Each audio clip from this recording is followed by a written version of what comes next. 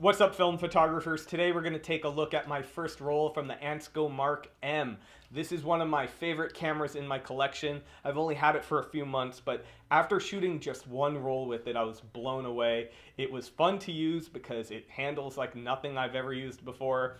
It was designed for the American market, and what that meant to the designer was we're going to build it like it's a Cadillac. It has classic 1960s design and style, and it's built like an old classic car.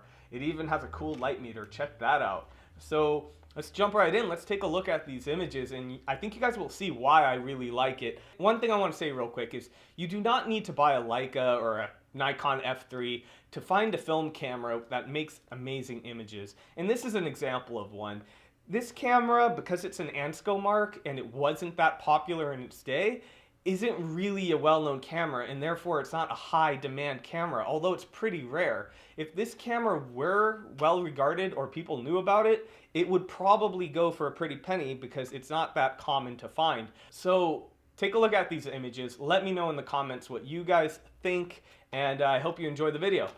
Some quick specs to get through. I made these photographs on APX 100. It is obviously a 100 speed film. I found it to have a beautiful tonal range, and it really maintained detail in the shadows and the highlights. I was shooting in harsh lighting conditions often, and I found that I still had detail in my full range. I absolutely loved the lens on this camera. It has a vintage quality that's hard to explain. I made images at 1.9 and often stopped down quite a bit. Shooting at 1.9 is not the easiest thing in the world with a rangefinder that doesn't have an excellent patch. However, I think I pulled it off quite well, and when I did, it paid off. I just loved the dreamlike quality I got. Also, it was pretty damn sharp at 1.9.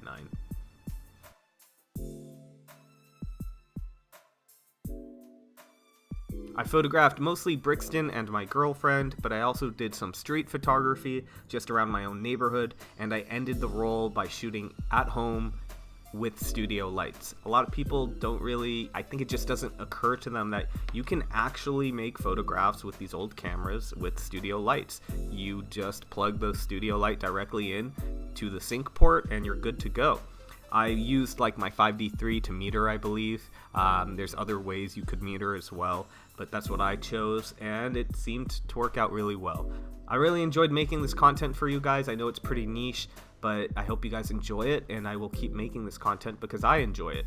I'll see you guys soon.